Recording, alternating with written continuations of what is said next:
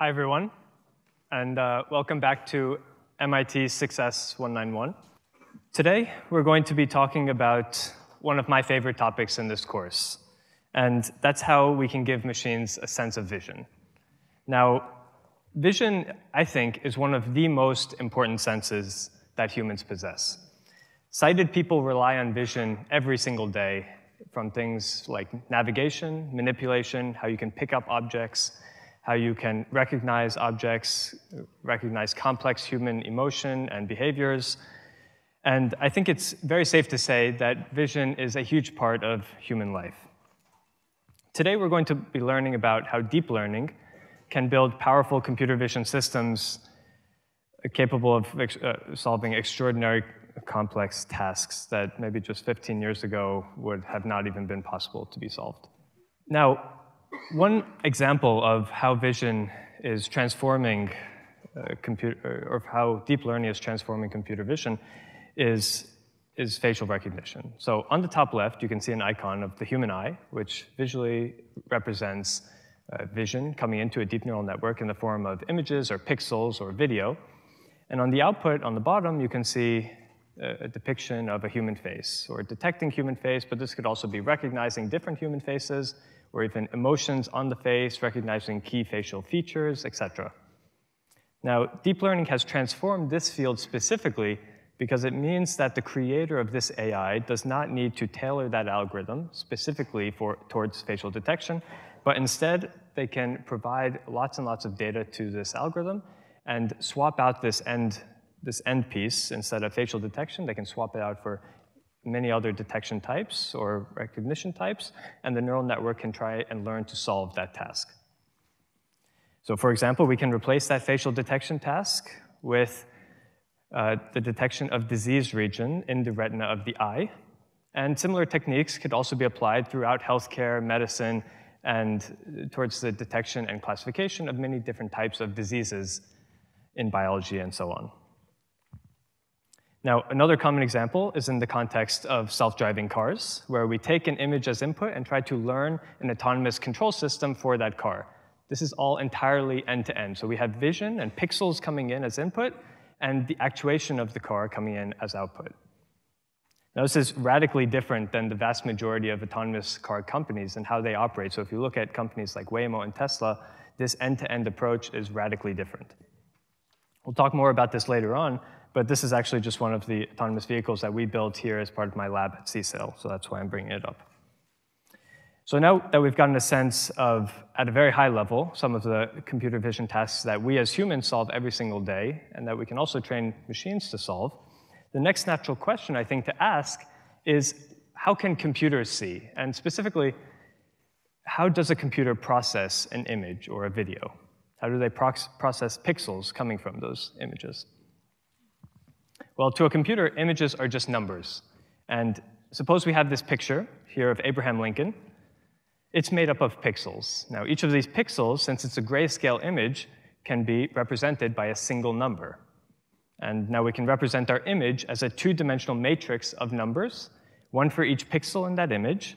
And that's how a computer sees this image. It sees it as just a matrix of two-dimensional numbers, or two-dimensional matrix of numbers, rather.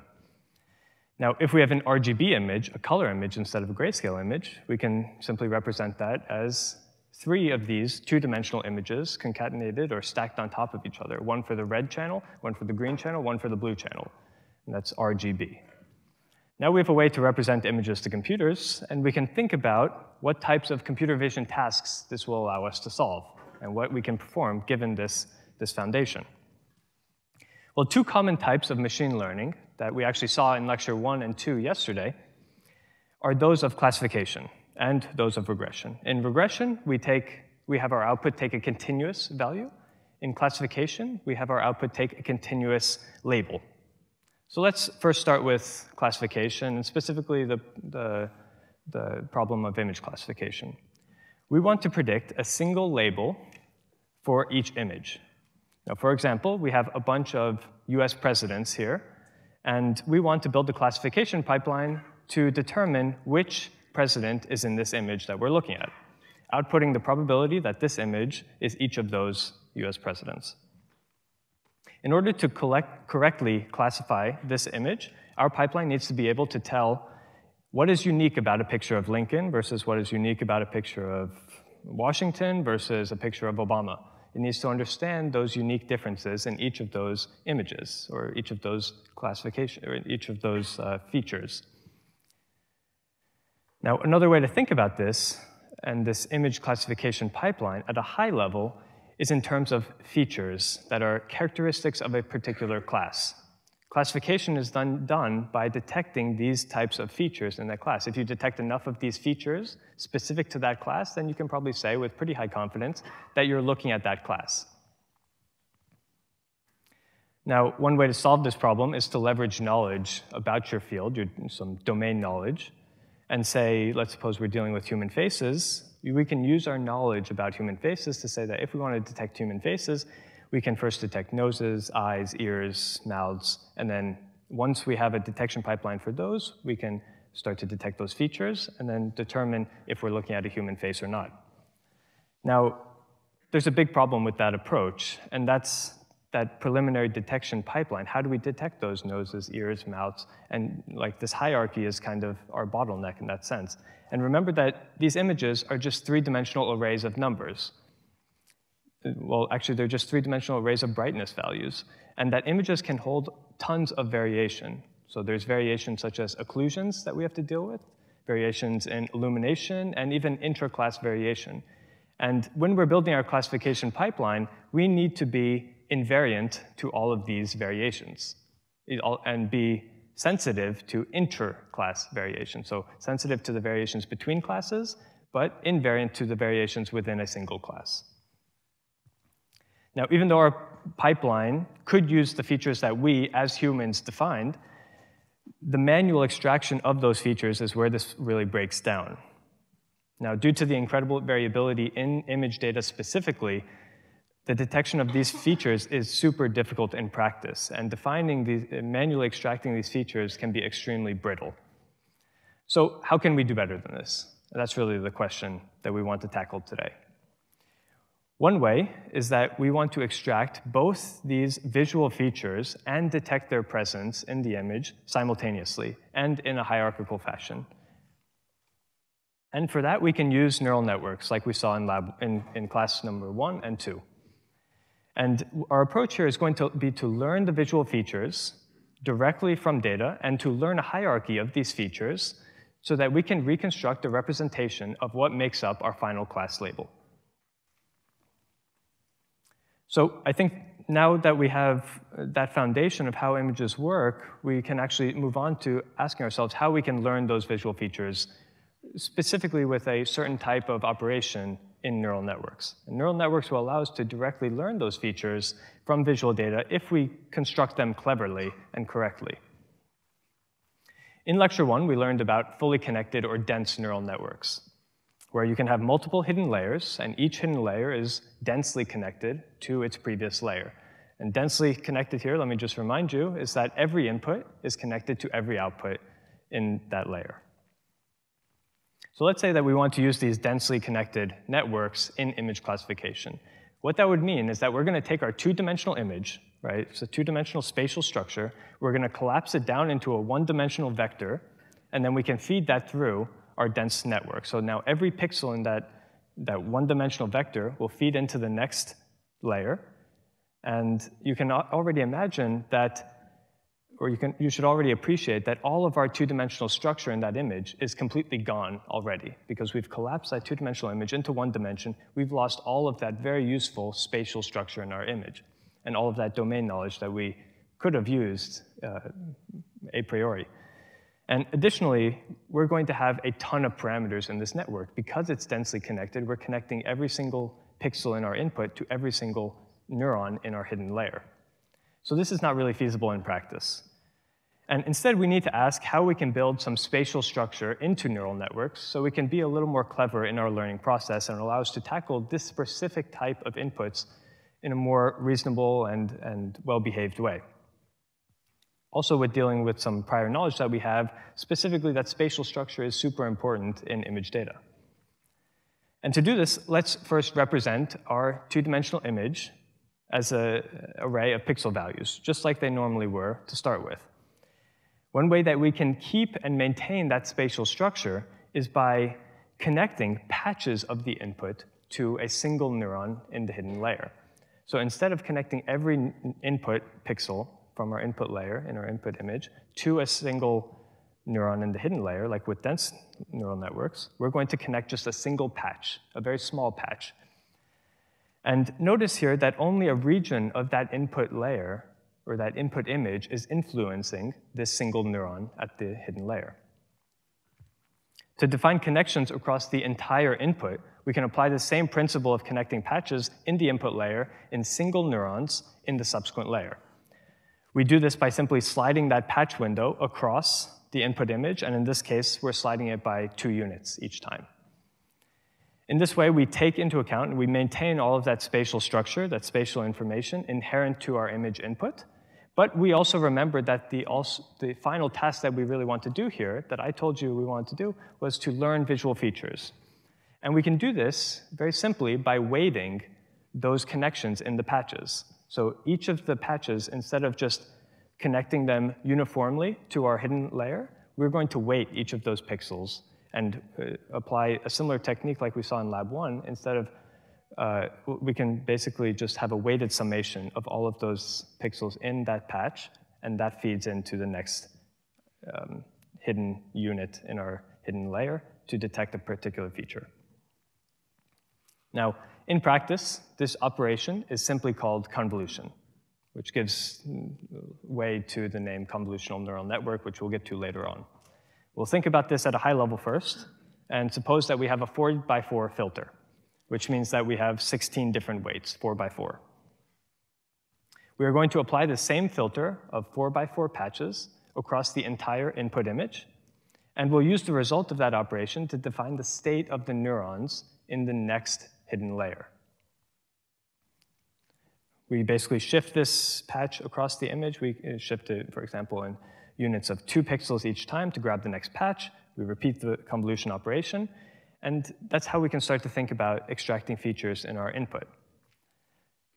But you're probably wondering, how does this convolution operation actually relate to feature extraction? So far we've just defined this sliding operation where we can slide a patch over the input, but we haven't really talked about how that allows us to extract features from that image itself.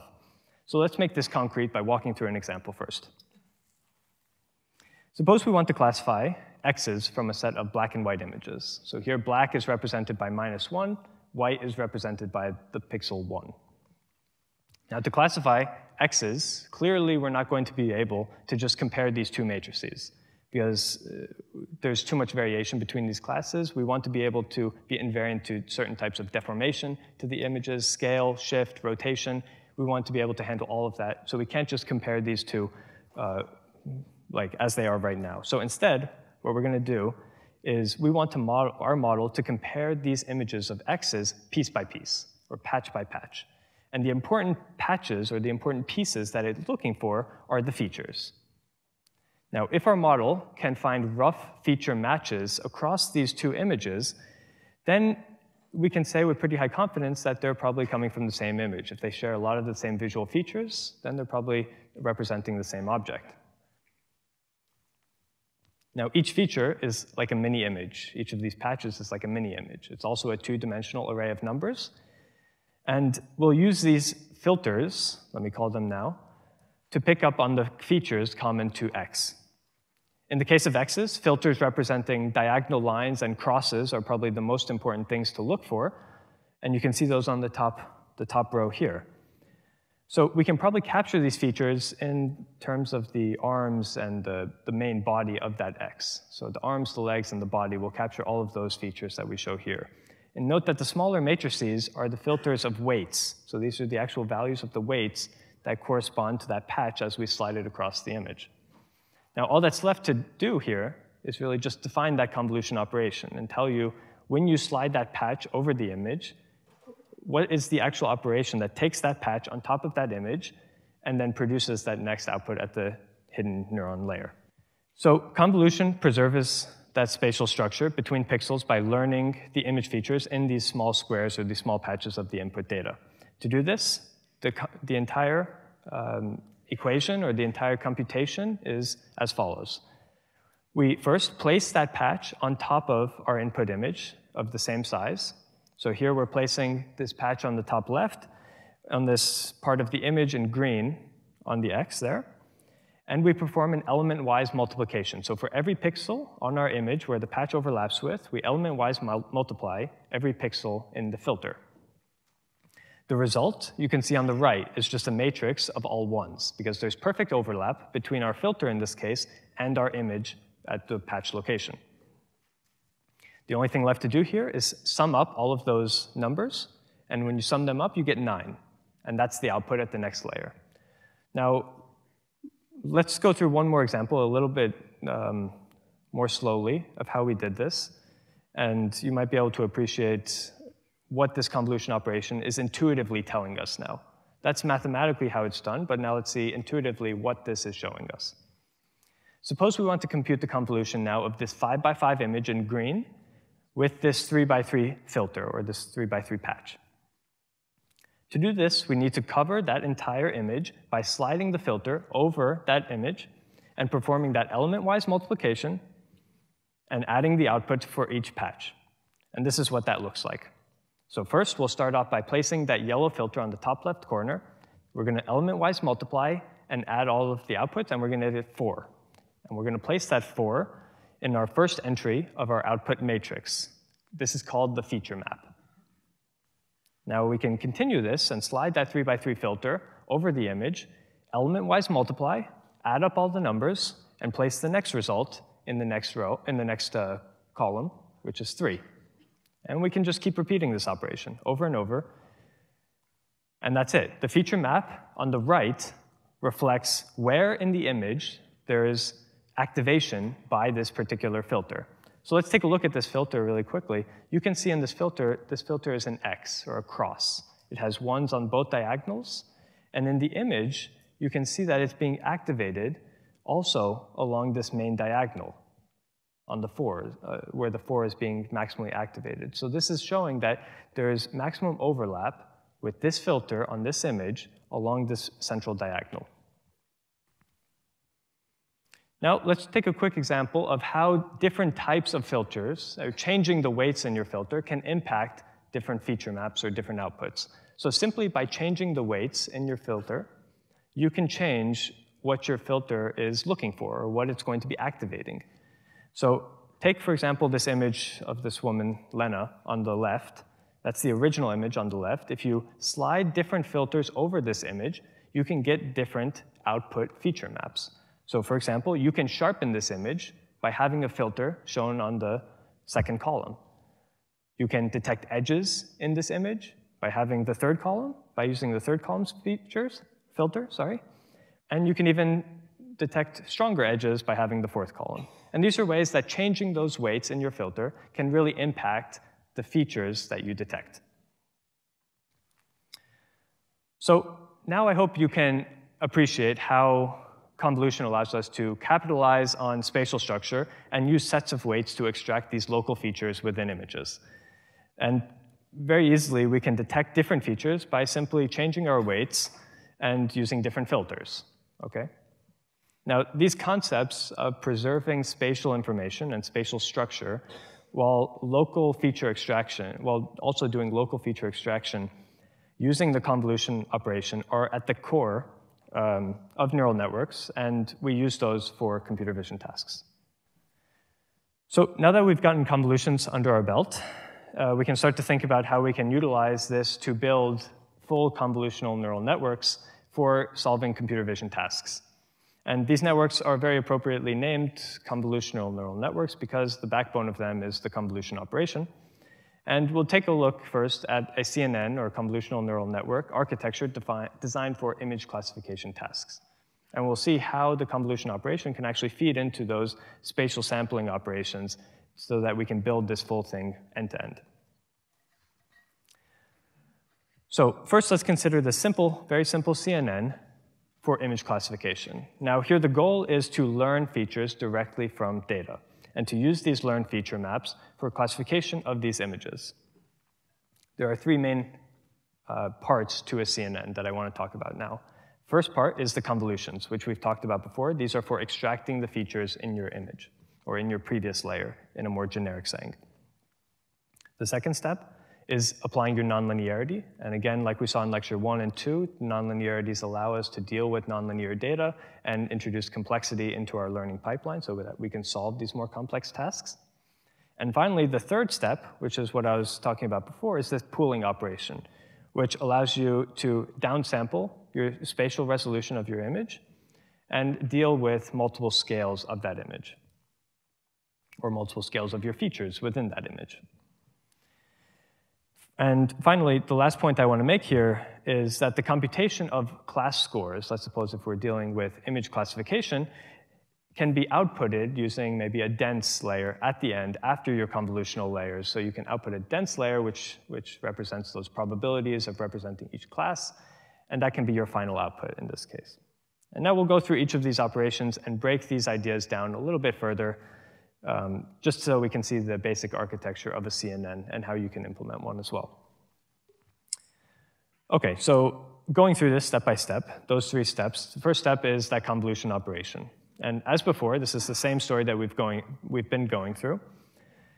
Each neuron here in the hidden layer will compute a weighted sum of its inputs from that patch, and will apply a bias, like in lecture 1 and 2, and activate with a local nonlinearity. What's special here is that local connectivity that I just want to keep stressing again. Each neuron in that hidden layer is only seeing a patch from that original input image, and that's what's really important here. We can define the actual computation for a neuron in that hidden layer. Its inputs are those neurons in the patch in the previous layer. We apply a matrix of weights, again, that's that filter, a 4x4 filter in this case. We do an element-wise multiplication, add the result, apply a bias, activate with that nonlinearity, and that's it. That's our single neuron at the hidden layer, and we just keep repeating this by sliding that patch over the input. Remember that our element-wise multiplication and addition here is simply that convolution operation that we talked about earlier. I'm not saying anything new, except the addition of that bias term before our nonlinearity. So this defines how neurons in convolutional layers are connected. But with a single convolutional layer, we can have multiple different filters or multiple different features that we might want to extract or detect. The output layer of a convolution, therefore, is not a single image as well, but rather a volume of images representing all of the different filters that it detects. So here, D, the depth, is the number of filters or the number of features that you want to detect in that image, and that's set by the human. So when you define your network, you define at every layer how many features do you want to detect at that layer. Now we can also think about the connections in a neuron, in a convolutional neural network, in terms of their receptive field and the locations of their input of that specific node that they're connected to, right? So these parameters define the spatial arrangement of that output of the convolutional layer. And to summarize, we can see basically how the connections of, well, let's see. So how the connections of these convolutional layers are defined, first of all, and also how the output of a convolutional layer is a volume defined by that depth or the number of filters that we want to learn. And with this information, this defines our single convolutional layer, and now we're well on our way to defining the full convolutional neural network. The remaining steps are kind of just icing on the cake at this point, and it starts with applying that nonlinearity. So on that volume, we apply an element-wise nonlinearity. In this case, I'm showing a rectified linear unit activation function. This is very similar in idea to lectures 1 and 2, where we also applied nonlinearities to deal with highly nonlinear data. Now, here, the ReLU activation function, rectified linear unit, we haven't talked about it yet, but this is just an activation function that takes as input any real number and essentially shifts everything less than 0 to 0, and anything greater than 0, it keeps the same. Another way you can think about this is it makes sure that the minimum of whatever you feed in is 0. So if it's greater than 0, it doesn't touch it. If it's less than 0, it makes sure that it caps it at 0.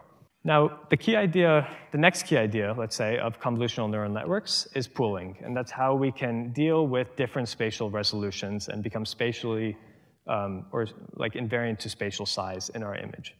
Now, the pooling operation is used to reduce the dimensionality of our input layers.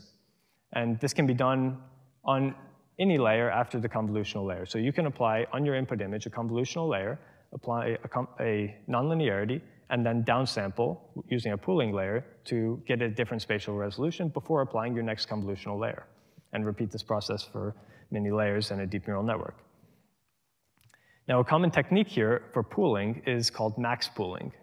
And the idea is as follows. So you can slide now another window or another patch over your network. And for each of the patches, you simply take the maximum value in that patch. So let's say we're dealing with 2 by 2 patches in this case.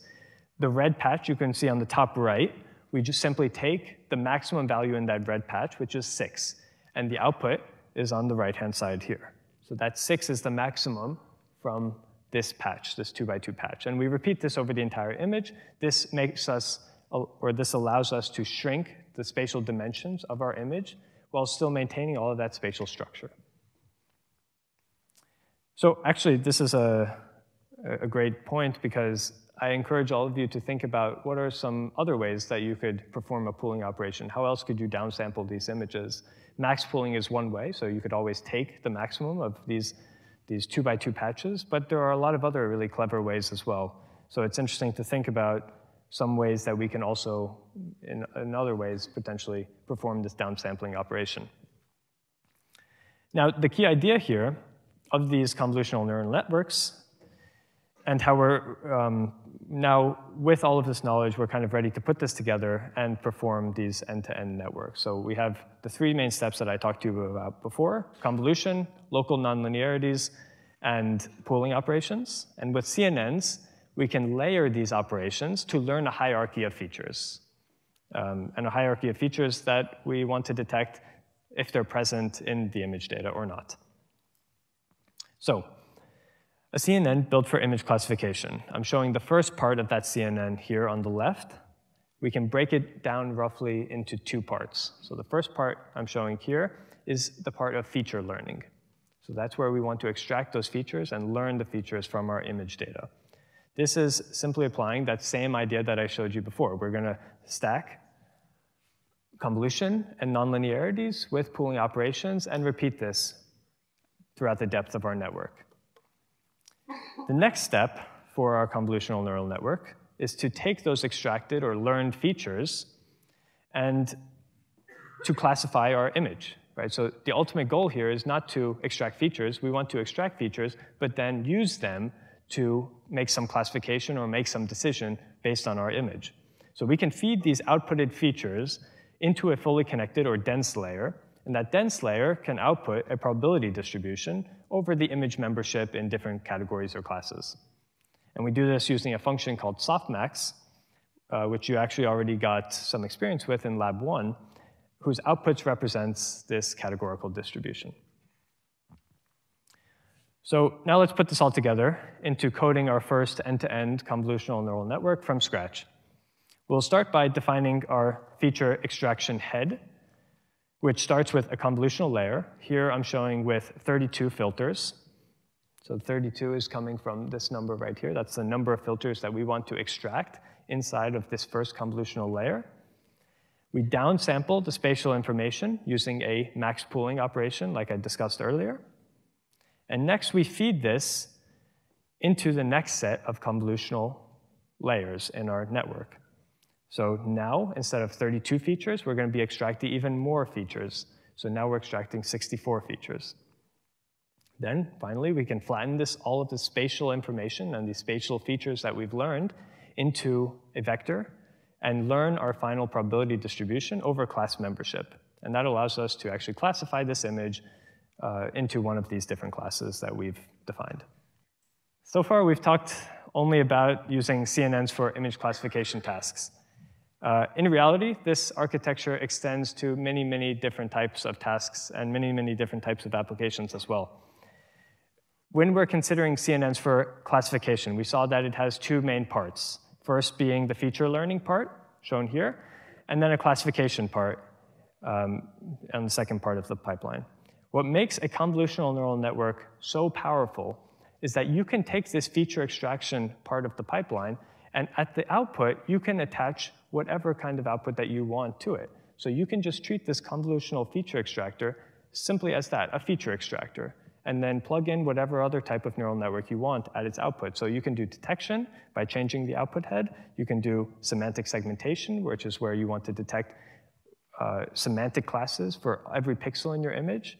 You can also do end-to-end robotic control, like we saw with autonomous driving before.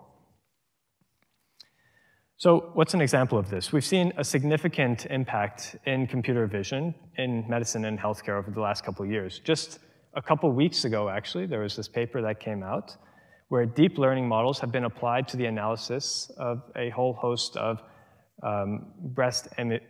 mammogram cancer detection, breast cancer detection in mammogram images. So what was showed here was that CNNs were able to significantly outperform expert radiologists in detecting breast cancer directly from these mammogram images.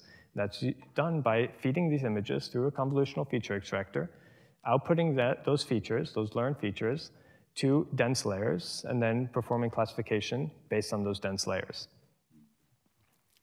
Instead of predicting a single number, breast cancer or no breast cancer, you could also imagine for every pixel in that image, you want to predict what is the class of that pixel. So here we're showing a picture of 2 cows on the left. Those are fed into a convolutional feature extractor, and then they're upscaled through the inverse convolutional decoder to predict for every pixel in that image, what is the class of that pixel. So you can see that the network is able to correctly classify that it sees 2 cows in brown, whereas the grass is in green and the sky is in blue. And this is basically detection, but not for a single number over the image. Yes or no, there's a cow in this image, but for every pixel, what is the class of this pixel? This is a much harder problem. And this output is actually created using these upsampling operations.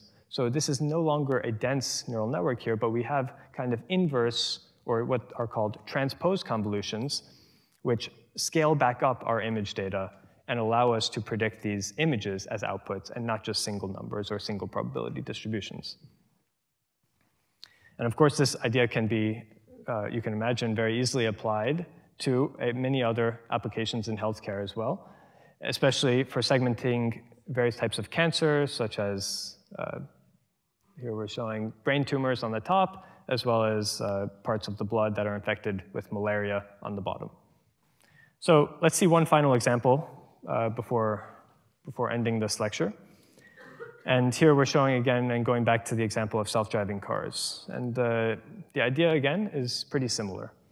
So let's say we want to learn a neural network to control a self-driving car and learn autonomous navigation. Specifically, we want to go from a model, or using our model to go from images of the road, maybe from a camera attached to that car, on top of the car. You can think of the actual pixels coming from this camera that are fed to the neural network. And in addition to the pixels coming from the camera, we also have these images from a bird's eye street view of where the car roughly is in the world. And we can feed both of those images. These are just two-dimensional arrays. So this is one two-dimensional array of images, of pixels, excuse me. And this is another two-dimensional array of pixels. Both represent different things. So this represents your perception of the world around you, and this represents roughly where you are in the world globally. And what we want to do with this is then to directly predict or infer a full distribution of possible control actions that the car could take at this instant.